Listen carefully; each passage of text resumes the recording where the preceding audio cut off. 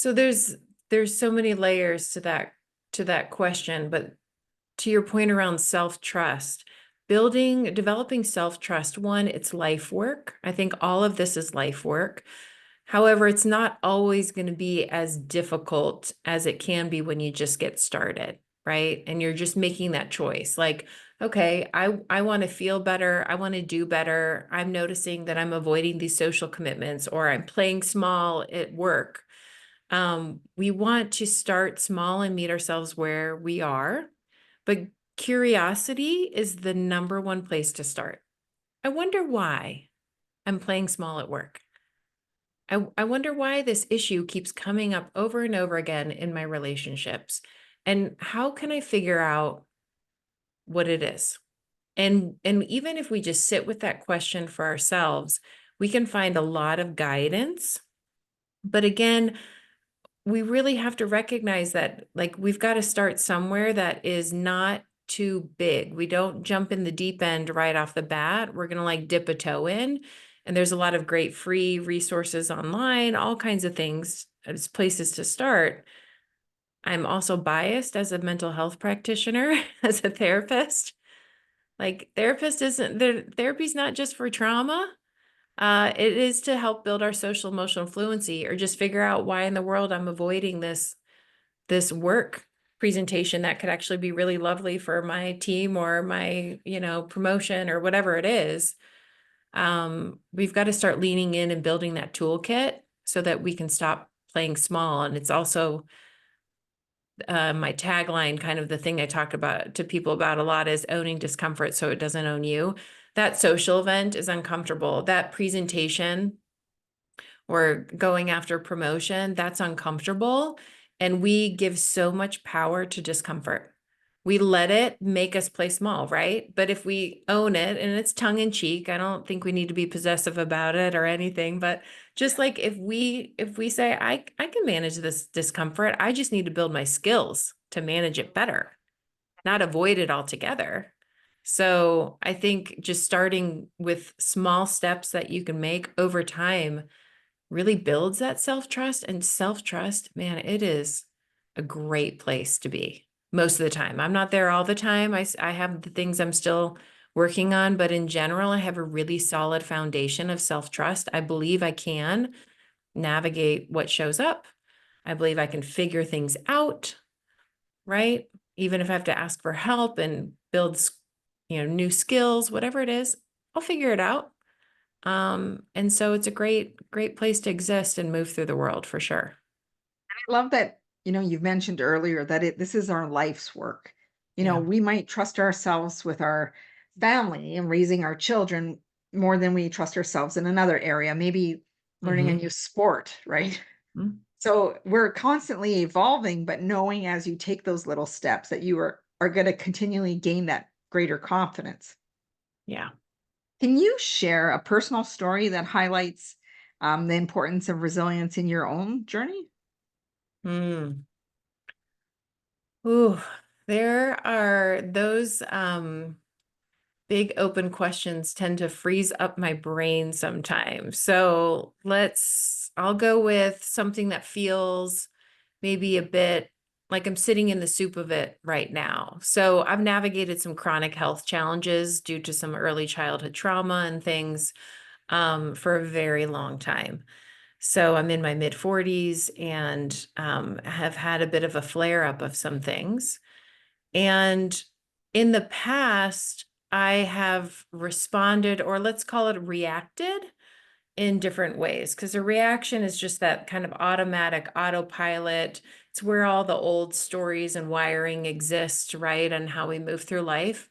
And so in the past, when I've had these health challenges, I've gone into a very different headspace and kind of body space. I tend to um, dive into a bunch of research. I have ADHD. If you can't tell from all the different kinds of jobs and things that I do, I love novelty. And so I'll dive into a bunch of research. I will try all the different supplements and throw a bunch of money at it and all kinds of things. And this time around, it's been really different. I have been in my body more. I've been connecting to parts of myself that show up in kind of physical ailments sometimes. And so I'm less going outside of my brain and body for answers, not that they're not there, because I have gotten some great, practitioners and included them in just figuring out what to do and how to move forward. I've just been so much more calm and in my body around it. And I feel like that is what is lending to the resilience. I am moving through this differently and better. It's becoming less and less intense more quickly than where in the past I've gone and felt like I was on a hamster wheel with these health issues for years, even at a time. And now I'm looking at like, oh, I think I might resolve this like ish, at least have a really good pathway towards healing in a few months or so. And I've had great support from friends and just really different kind of experience that I get to kind of celebrate as what I call a victory with clients. It's like, okay, we open every session with my clients. Okay, what do you want to celebrate? Because when we're shifting things, we have to notice what is different and better. If we don't train our brain to see it, we're not going to get more of it. And so I've been celebrating that kind of victory around resilience with something that has knocked me flat, sent me into depression and anxiety and disconnection at various times in my life, has definitely been a different experience this time around. And you are an author. I That am. kind of lens, we have a kind of a theme going on here, but could Mhm. it be better? Mhm. Tell us a little bit about what inspired you to write that book. So I think my time as a therapist has been a huge piece of that. Working in education, again, working with adults who just care deeply for kids, most of them anyways. And yet they, still often show up in unskilled ways, dysregulated, not very self-aware, that kind of thing. And so just kind of my work over the years has lent me towards writing that book. And it was really where I was seeing this gap kind of that I mentioned earlier in really our knowledge. We have all these really great personal development books out there, but they're often very heady, they're very academic, they're very name dropping and that sort of thing. And I wanted to make something that was a lot more palatable to people who didn't typically pick up self-help books. Not that it's not, heavy at times, but it speaks, it's in my voice. I swear sometimes in it. I cite things at the end, so you have references at the end, but I'm not dropping all of this information in the middle of it. But it was really just seeing a gap in what I saw out there, having read a ton of personal development books and just feeling like there was nothing that someone could pick up and really get started on this journey. Really like build that self-awareness to know what they were bringing to the table in relationships, having some super tangible strategies they can practice right away. So I'm hoping that it really fills a need for people to just, oh, like, could it be better? Like, things are pretty good. Could it be better? Yes, things can always be better. Even if you think life is going well, it can always be better. And not in a hustle, like, oh, I have to hustle for everything. I can't ever be satisfied. But just in a like, yeah, it could be better. Let's figure that out. So if you're a personal development guru, it's going to be for you. You're going to get something all the way to like the last thing you want to pick up is a self-help book, yet you want your relationships to be better. You want your emotional and mental health to be better. You just want life to be better in general. It's going to also be a great thing for you to pick up. My thought is, if you're asking yourself the question, you know that it could be better. Yeah. Otherwise, if you're quite satisfied, you wouldn't even be asking the question, Yeah, 100%.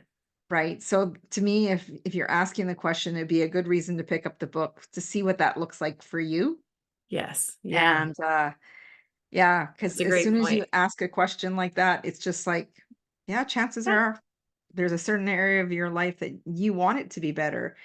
Yeah. And because you ask yourself that question, you already know it could be better. And what are the steps to get there? Yeah. Yeah, I know we're supposed to be really niche and all of these things when we're an author and this book is for this audience and that sort of thing. I really do believe it is for everybody. I've had college students read it. I've had teenagers read it. I've had, the whole age spectrum and found something really, I mean, can you imagine a bunch of college kids reading a book about social emotional intelligence and practicing that when they're navigating relate and building relationship patterns and all kinds Yeah. of things? It's pretty incredible to see that happen. And I'm developing a course based off of the book as well. So there's going to be an online course if Beautiful. that's kind of more your jam to have more of Yeah. that connection. So yeah. And I think it's really important. One of the things that you're really mentioning is that social and emotional intelligence. If we can get kids younger to start dealing with those big emotions instead of, no, you're not supposed to feel that. Come on, suck it up, let's go. That Mm-hmm. we wouldn't have adults who are really struggling and then not wanting to seek therapy because of stigma or thinking it doesn't work, and or that they've attempted all these measures on their own and thinking that if I go, are they going to tell me anything different than I already attempted, right? Yeah. So Yeah. it's And knowing, yeah, go ahead. yeah, it's just knowing to ask for help Yes. and seeing it as a strength. And I think that's where, for me, when I witness people, that asking for help is such a struggle. It can be, and it's a struggle. It's a personal struggle for me. Mhm. And it's a skill. It's a skill. Yes. Like you said, it's a Yeah. strength. It is a skill to ask for help. And I don't know anybody who can move through this world without some sort of support and help, right? And Yeah. I would love for people to treat their emotional, mental, and relational well-being as prioritized as their physical health, where we go to doctors and we get checkups and all the things. Now, is every practitioner for you? I always tell people therapy is for everybody, but not every therapist is for everyone. So you've got to find and shop around, because I have heard some not so great stories about therapists and therapy over the years for clients coming to me with their experiences. So be discerning, trust yourself, to like, hey, if this doesn't feel right, if you don't feel like you can sit there and develop safety with somebody and develop that kind of relationship, then move along and find someone that you can. But let's prioritize this well-being because it's actually foundational to our physical health as well. Like you said earlier, it comes out sideways if we don't process our emotions well, then they get stuck in our bodies and kind of then we end up with all these physical ailments and all kinds of things. So we want to pay attention to it and just get curious. I wonder what could be better, right? If I asked for some help, if I leaned into some of these resources that are more and more accessible to people.